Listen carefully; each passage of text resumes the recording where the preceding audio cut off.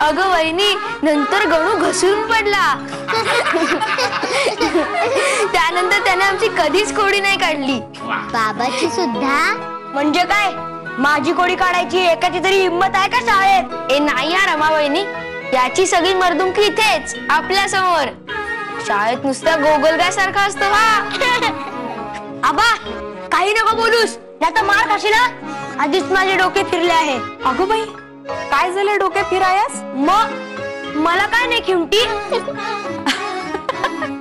हत्तीच्या एवढेच ना? अरे मग जा की स्वयंपाकघरात, माई देईल तुला. तसे नाही, मला हिच्यासारखी भरवून हवी. जय का बिब्बा जयला, जय का बिब्बा. तुला काय करायचंय? मी जयन पोळेन नाही तर वाळेन.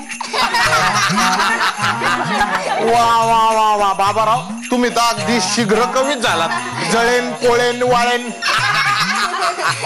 मग मी आहेच हुशार, हिच्यापेक्षा तरी आहेच आहे.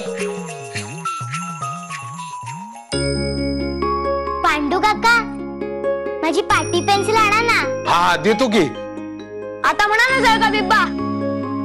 मी हुशार आहे म्हटल्या बरोबर लगेच तिला पाटी पेन्सिल आठवली.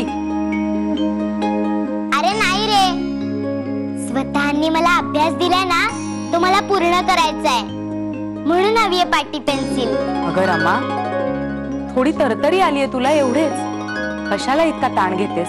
काही नको तो अभ्यास. दुर्गा अक्का, थोडा वेळ करते, झोप आले की ठेवून देईन, नाहीतर पांडू काकांना शिकवेन.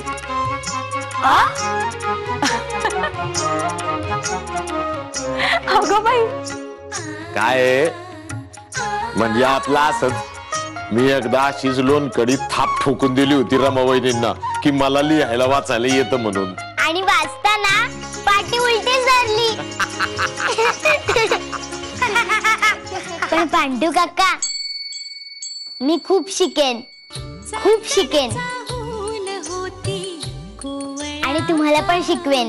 अगं शानी ग माझी बाई, आता आणतो पाटीन पेन्सिल. पण पांडू दादा, हिला थोड्या वेळाने आराम करायला लावायचा, कळले ना? हो. चला लाडोबा, तुम्हाला खिमटी भरवते.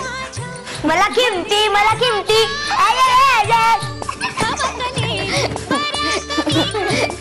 ए आबा, मला आणखीन एक सांग ना शाळेतली गंमत. हो सांगतो ना.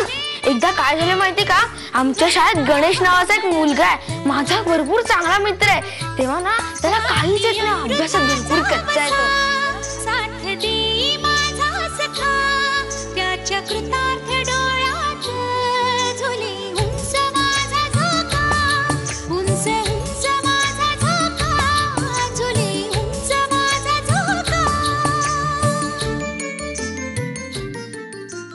झुले